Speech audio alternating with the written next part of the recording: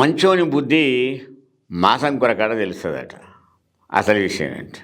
అట్లా ఉంది ఇవాళ బీజేపీ పరిస్థితి. నిజంగా కనుక బీజేపీకి చిత్తశుద్ధి ఉంటే మొన్న పార్టీ ఫిరాయించిన ఎమ్మెల్యేల విషయంలో స్పీకర్ మీద దానం నాగేంద్ర విషయంలో ప్రధానంగా సుప్రీంకోర్టులో మహేశ్వర్ రెడ్డి పోయి ఓ పిటిషన్ దాఖలు చేశారు. ఇది తూతు మంత్రంగా ఉండకూడదు. నిజంగానే కనుక నీకు చిత్తశుద్ధి ఉంటే నిన్న హరీష్ రావు గారు ప్రెస్ మీట్లో ఏదైతే బొగ్గు కుంభకోణాన్ని వెలికితీశాడో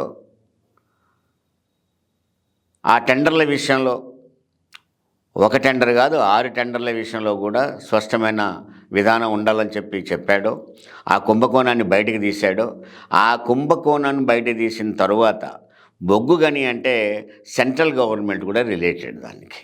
కాబట్టి సెంట్రల్ గవర్నమెంటు ఇమ్మీడియట్గా ఒక సిబిఐ ఎంక్వైరీ వేయాలని చెప్పి, సిబిఐ విచారణ జరిపించాలని చెప్పి, అదేవిధంగా ఆ కుంభకోణాన్ని వెలికి తీసి సిబిఐ విచారణకు డిమాండ్ చేసింది హరీష్ రావు. ఆ డిమాండ్ బీజేపీ స్వీకరించి, ప్రధానంగా కేంద్ర మినిస్టర్గా తెలంగాణ నుంచి ఉన్న కిషన్ రెడ్డి స్వీకరించి, మొదటి నుంచి ప్రజలలో ఒక రకమైన చర్చ ఉంది. కిషన్ రెడ్డి, రేవంత్ రెడ్డి, బీజేపీ రేవంత్ రెడ్డి, వైఎస్ చంద్రబాబు వీళ్ళంతా ఒక జట్టుగా ఉంటారు. వీళ్ళందరూ కేవలం కాంగ్రెస్ అని ఒక మూసుగడ్డం పెట్టుకొని బీజేపీ పాలిటిక్స్ రేవంత్ రెడ్డి చేస్తున్నాడని ఒక ప్రచారం ఉన్నది.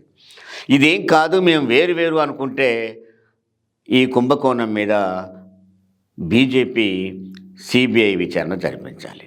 అప్పుడు మాత్రమే ఏమైనా బీజేపీ కాంగ్రెస్కు భిన్నంగానే ఉన్నదని ఒక ప్రజల్లో కొద్దిగా ఒక వాతావరణం వస్తుంది తప్ప, లేకపోతే వీళ్ళ అక్రమ ఒప్పందాల మీద ఖచ్చితంగా ఈ అవినీతిలో బీజేపీ కూడా భాగస్వామ్యం అనేదాన్ని చర్చకు వచ్చే ప్రజల్లో అభిప్రాయం వచ్చే అవకాశం ఉంది.